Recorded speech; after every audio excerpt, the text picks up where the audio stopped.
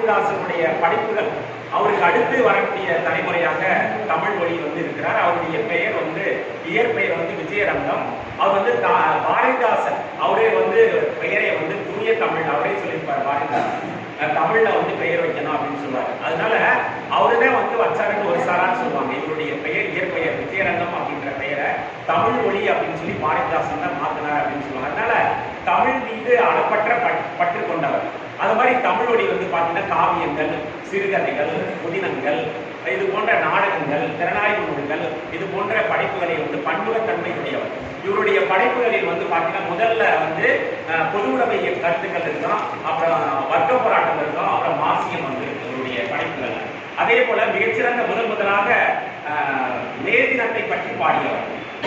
மேதினத்தை பற்றி வரவேற்று வந்து பாடிய முதல் தமிழ் கவிஞர் இவருடன். அதே போல நிறைய சிந்தனை, பாரதியினுடைய சிந்தனை, பாரதி எப்படி ரசிக புரட்சியை பற்றி பேசினாரோ, கவிதை எழுதினாரோ, அதே போல செஞ்சீனத்தை பற்றி தமிழ் மொழி கவிதைலாம் எழுதிட்டார். அதே போல பாரதிதாசனுடைய சிந்தனை எல்லாத்தையும் உருவாக்கி கொண்டு அவர் வந்து பார்த்தீங்கன்னா தமிழ் மொழி வந்து படித்திருக்கிறார்.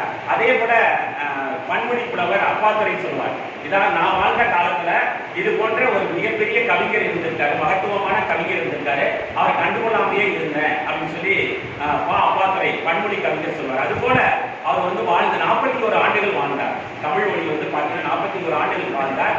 தன்னுடைய கொள்கையில் இருந்து வந்து தளராமல் ரொம்ப வறுமையில வந்து வாழ்ந்தார்.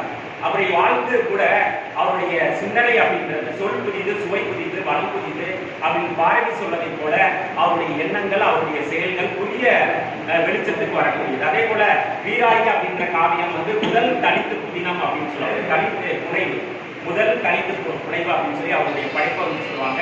அந்த அளவுக்கு மிகச்சிறந்த பண்பாளர், மிகச்சிறந்த சிந்தனையாளர். வெறும் எழுத்துல மட்டும் இல்லாமல் கலாய்வு செய்து அதன் மூலம் வந்து நிறைய போராட்டங்களை முன்னெடுத்தவர். அத்தகைய சிறப்பினையுடைய தமிழ் மொழியை பற்றிய சிந்தனை இன்னும் வந்து பரவலாக தெரியவில்லை.